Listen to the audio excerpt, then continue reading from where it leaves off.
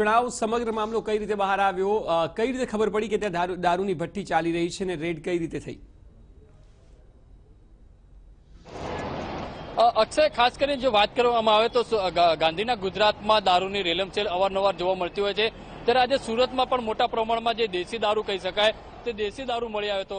Surat pass કન્વીનરની જે team છે તે ટીમ આજે કાપોદ્રા વિસ્તારમાં જે મહારાણા પ્રતાપ જે ગાર્ડન આવેલું છે, આ મહારાણા પ્રતાપ ગાર્ડનની પાછળ જે તાપી કિનારો છે ત્યાં તપાસ કરતા ત્યાં મોટા પ્રમાણમાં દેશી દારૂની ભઠ્ઠી મળી આવી હતી. એટલે કહી શકાય છે અંદાજિત 20 થી 25 જે બેરલો દેશી દારૂ ભરેલા મળી આવ્યા હતા અને તાત્કાલિક આ બાબતે પોલીસ કંટ્રોલમાં જાણ કરતા પોલીસ આ બાબતે ઘટના સ્થળે પહોંચી હતી અને 20 થી 25 જે દારૂ ભરેલા જે બેરલ હતો તે ઢોળી દેવામાં આવ્યા હતા અને આ બાબતે હાલમાં પોલીસ દ્વારા કાર્યવાહી હાથ ધરવામાં આવી છે. જ્યારે પાસના કાર્યકર્તાઓ જ્યારે ઘટના સ્થળે પહોંચ્યા ત્યારે 2 થી 3 ઇસમો જે ઘટના સ્થળે હાજર હતા ત્યાંથી તે ભાગી છૂટ્યા હતા, તેનો વિડીયો પણ જે કેદ થયો છે. હવે જોવાનું રહ્યું કે પોલીસ આ બાબતે શું તપાસ કરે છે.